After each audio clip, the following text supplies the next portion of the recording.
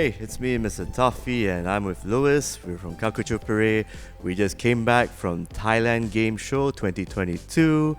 It's pretty awesome to be in a live event for so long, an offline event, right? Yeah, it was my first gaming convention overall, so. Like a big one, especially. This Yeah. is like, you've got ESGS, you've got. Is Comics Fiesta considered a game event? I don't know. I mean, technically speaking, I guess they do have games. Yeah, but I think this Thailand game show is one of the bigger ones, and that was a bit of a lively thing going on. But what's especially pretty cool was that Bandai Namco had a special event for just the Southeast Asian media, just to talk about two of their highlight games that are coming out in the next few months. First up, we got Doraemon Story of Seasons, Friends of the Great Kingdom. So tell us more about what's going on with that. Yeah, well, it's going to be kind of a reskinned version of the original game, obviously with a lot more features. It's going to be new, brushed up. I won't say reskin, it's more like just it's a proper sequel. It's a sequel. To elaborate more on what I mean by reskinned, I mean like the fundamentals of the game, very much similar. It's still very much a kind of simulator in a sense. I'm not too familiar with the original game. I haven't played it personally. I've seen gameplay of it though, and it does look somewhat similar, but obviously, yeah, there's implemented new features where pretty much everything that was customizable before is even more customizable now, so. Producer Koji Nakajima talked about some new content that's coming out post-launch. I believe post would be like 1st to 2nd November, at least that week of November, where the farming sim will be out for Nintendo Switch and PC. Yep. Tell us more about that. Well, DLC-wise, there's going to be a Winter Life DLC. Essentially, it's to celebrate Christmas, even though we're not quite in winter just yet, especially by the time of the release of the game. But as of my knowledge, it does release on launch day. So that's definitely something to look forward to. Essentially, what the DLC entails is just winter-style clothing and furniture, essentially. So you can look forward to that. Oh yeah, we're gonna be checking the game out when it's out. But let's talk about the game that you're most excited for, One Piece Odyssey, a JRPG created by Bandai Namco and the team that's familiar with making One Piece games, going at it with a JRPG with some adventure elements. So tell me more about One Piece Odyssey. I believe it's like a new storyline set in an island where pirates cannot escape if they're stuck on it. Yeah, I believe so. It takes place on an island where essentially no pirate has ever come out of the island alive. Other than that, we don't know too much about the story. The producer, Suzuki-san, hasn't really shared too much. He did state in a dev diary that he's saving a lot of these reveals for when the game actually launches. Same goes for the characters that are being introduced, which are Adio and Lim. Amazing character designs. They look phenomenal. Again, not much is actually known about them. We'll find out more about that when the game actually releases. The biggest news, as of the presentation at least, that we saw, was that we are going to be revisiting Alabasta, which massive One Piece fans haven't heard that name in a very, very long time. It's really, really big news for us One Piece fans. In regards to Alabasta, there's nothing really too much to be shared other than we're revisiting Alabasta. I believe that we'll definitely get to see Vivi again, who was like a massive part of the Alabasta arc. Right. And you actually played the game yourself, so maybe just tell me more about your experiences. Like, are you a fan of the turn-based JRPGing? How's the combat like? And I did remember you fighting the boss of the particular area you're at. So the area that I played in was this orangutan ape area, which was pretty alright. You got to explore it quite a bit. I think that's the biggest appeal to me, which is the open world factor of it.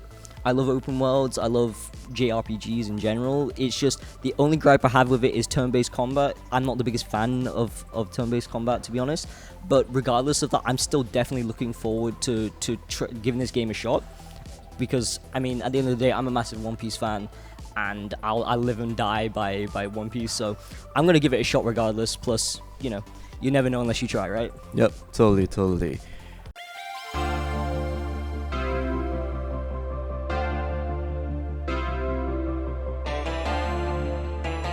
So, I heard that you played the remake of Final Fantasy Crisis Core, which I believe is titled Reunion, add-on. Reunion, that is correct. Crisis Core, Final Fantasy VII Reunion.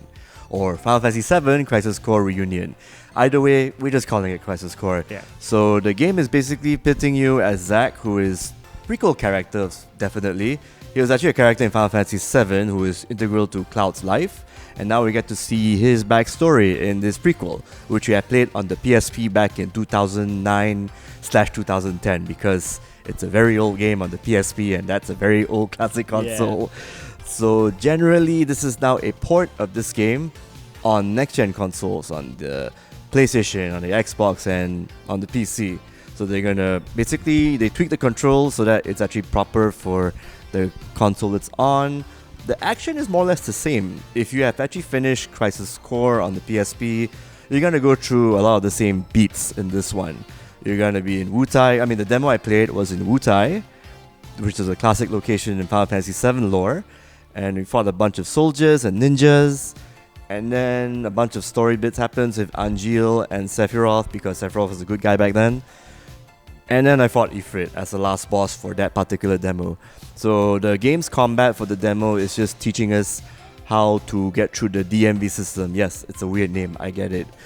I am not sure what the full name of that, because it's been a while. We call it the DMV system. But basically, it's like a bunch of roulettes on the top left side with the numbers popping up. While you're fighting, that roulette rolls. And different values mean different bonuses. So it's basically a random luck of the draw. So halfway in the fight, you'll get unlimited mana and unlimited AP to use as you fight. And keep in mind, the combat is similar to FF7 Remake, because FF7 Remake combat is from Crisis Core back then. Which is why all the JRPGs from Final Fantasy on the Final Fantasy line are more action packed. And not really, well, I guess, is it really turn-based now? I remember you could pause in Crisis Core, but in Reunion I felt that everything was flowing really fast. Like everything, there's no turns being taken. Everything is real time, like an action game. Okay. This is also like a far cry from Final Fantasy Type 0, which is also, I believe, it's from the same director of Crisis Core, Hajime Tabata, before he left Square Enix after FF15. So this particular title, it's clearly being remade by other producers and developers, but generally they're keeping that same DNA in Crisis Core to make it like, oh, it's familiar but still new because of the fancy graphics. Having said that, when I see the talking heads in the cutscenes, it definitely looked like a 2010 game, because like the way they move. We're talking about like not the cutscenes where you can see the black bars. It's like the part where, it's out of the cutscene side and you get to see the models interact. When you see the models interact, it's a 2010 game being ported to 2022. I believe it's coming out in winter or early next year. Either way, I think I'm looking forward to this, because I did like Crisis Core a lot, especially how it started and ended. Like, the journey was great. The journey is just as impactful as the destination, that sort of deal. And to actually see it again in remastered, remixed form with slightly new controls, very nuanced and new, but also familiar and still, it's like, we're wearing like your old jacket and it feels good. It's that sort of feeling. And generally, I am looking forward to this because, again, story-wise, all that, it's all good. But I think my only gripe is you're going to see a lot of 2010 things that will pop up, and you probably laugh at it if it's going to follow every single beat of the full game. I'm not sure what new content you're going to add apart from maybe obviously graphics, maybe a remix music, and maybe a few new challenges. That'll be great, especially for veterans. And maybe some Uber bosses, like remixed versions of bosses you fought in the game. Except you fight 2 of them or 3 of them at the same time. You have the horsepower to do it, so yeah, just go for it.